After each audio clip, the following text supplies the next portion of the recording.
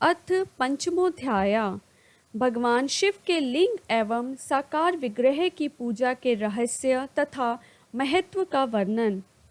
सूत जी बोले, हे शौनक, जो श्रवण, कीर्तन और मनन इन तीनों साधनों के अनुष्ठान में समर्थ ना हो, वह भगवान शंकर के लिंग एवं मूर्ति की स्थापना कर नित्य उसकी पूजा करके संसार सागर से पार हो सकता है। छल ना करते हुए अपनी शक्ति के अनुसार धनराशि ले जाए और उसे शिवलिंग अथवा शिव मूर्ति की सेवा के लिए अर्पित कर दे, साथ ही निरंतर उस लिंग एवं मूर्ति की पूजा भी करे।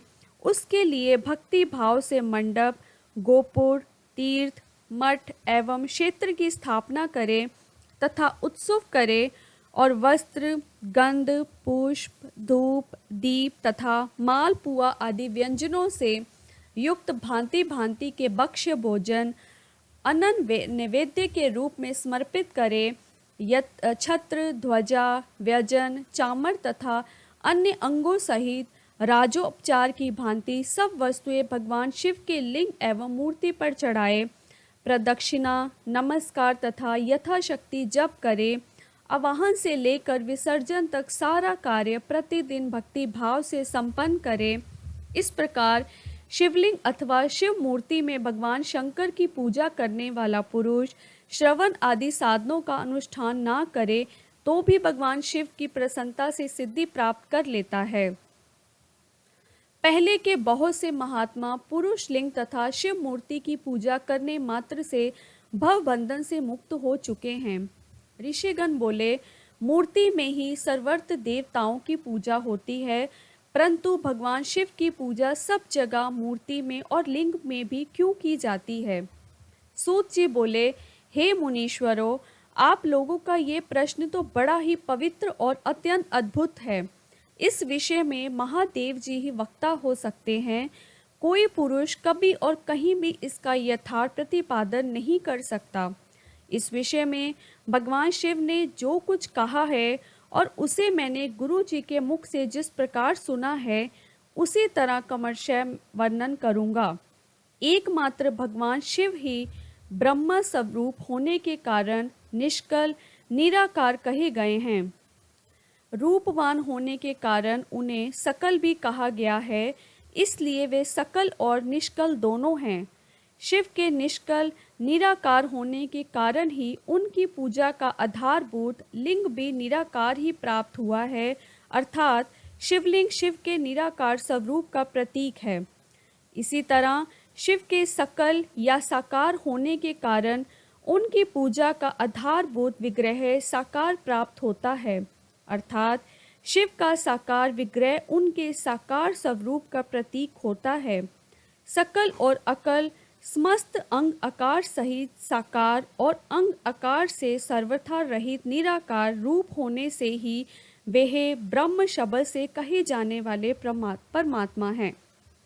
यही कारण है कि सब लोग लिंग निराकार और मूर्ति साकार दोनों में ही सदा भगवान शिव की पूजा करते हैं। शिव से भिन्न जो देवता हैं वे साक्षात ब्रह्मा नहीं हैं, इसलिए कहीं भी उनके लिए निराकार लिंग नहीं उपलब्ध होता है। अतः सुरेश्वर, इंद्र, ब्रह्मा आदि देवगण भी निष्कल लिंग में पूजित नहीं होते हैं। सभी देवगण ब्रह्मा ना होने से अपितु सुगण जीव होने के कारण केवल मूर्ति में ही पूजे जाते हैं। शंकर के अतिरिक्त अन्य देवों का जीव तत्व और सदा शिव का ब्रह्म तत्व वेदों के सारभूत उपनिषदों से सिद्ध होता है। वहाँ प्रणव के तत्व रूप से भगवान शिव का ही प्रतिपादन किया गया है। इसी तरह पूर्व में मंदराचल पर्वत पर ज्ञानवान ब्रह्मपुत्र सनत कुमार मुनि से नंदीश्वर के ने प्रश्न किया था। सनत कुमार बोले, हे भगवान, शिव के अतिरिक्त उनके वश में रहने वाले जो अन्य देवता हैं, उन सब की पूजा के लिए सर्वतः प्राय वेर मूर्ति मात्र ही अधिक संख्या में देखा और सुना जाता है। केवल भगवान शिव की ही पूजा में लिंग और वेर दोनों का उपयोग देखने में आता है।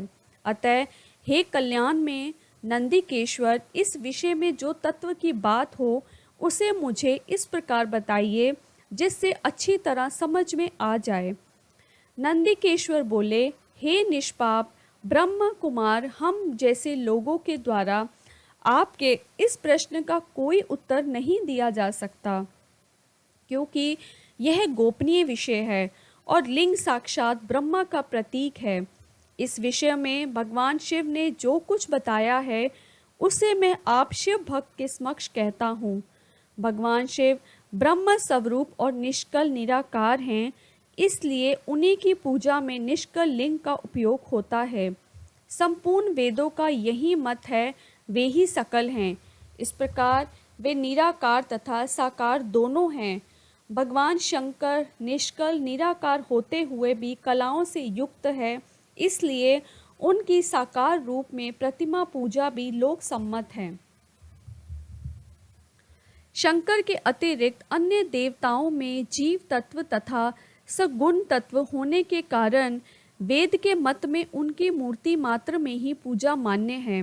इस प्रकार उन देवताओं के आविर्भाव के समय उनका समग्र साकार रूप प्रकट होता है, जबकि भगवान सदाशिव के दर्शन में साकार और निराकार ज्योति रूप दोनों की ही प्राप्ति होती है। सनत कुमार बोले, हे महाभाग, आपने भगवान शिव तथा दूसरे देवताओं के पूजन में लिंग और वेद के प्रचार का जो रहस्य विभाग पूर्वक बताया है वह यथार्थ है। इसलिए लिंग और वेद की आदि उत्पत्ति का जो उत्तम वृतांत है उसी को मैं इस समय सुनना चाहता हूँ। हे योगेंद्र, लिंग के प्राकट्य का रहस्य सूचित करने वाला प्रसंग मुझे सुनाइए। नंदिकेश्वर बोले, हे वत्स, आपके प्रति प्रीति के कारण मैं यथार्थ रूप में वर्णन करता हूँ। सुनिए। लोक विख्यात पूर्व कल्प के बहुत दिन व्यतीत हो जाने पर एक समय महात्मा ब्रह्मा और विष्णु परस्पर लड़ने लगे। उन दोनों के अभिमान को मिटाने के लिए त्रिगुणातीत परमेश्वर ने उनके मध्य में निष्कल स्तंभ के रूप में अपना स्वरूप प्रकट किया। जगत का कल्याण करने की इच्छा से उस स्तंभ से निराकार परमेश्वर शिव ने अपने लिंग चिन्ह के कारण लिंग का आविर्भाव किया। उसी समय से लोक में परमेश्वर शंकर के निर्गुण लिंग और सगुण मूर्ति की पूजा प्रचलित हुई। शिव के अतिरिक्त अन्य देवों की मूर्ति मात्र की ही प्रकल्पना हुई। वे देव प्रतिमाएं पूजित हो नियत शुभ कल्याण को देने वाली हुई और शिव का लिंग तथा उनकी प्रतिमा दोनों ही भोग और मोक्ष को देने वाली हुई। इति श्री शिव महापुराणे प्रथम मायाम विदेश्वर सहितायाम शिवलिंगम महिमा वर्णनम नाम पंचमोध्याय। इस प्रकार श्री शिव महापुराण के अंतर्गत प्रथम विदेश्वर संहिता में शिवलिंग की महिमा का वर्णन नामक 5वां अध्याय पूर्ण हुआ। हर हर महादेव।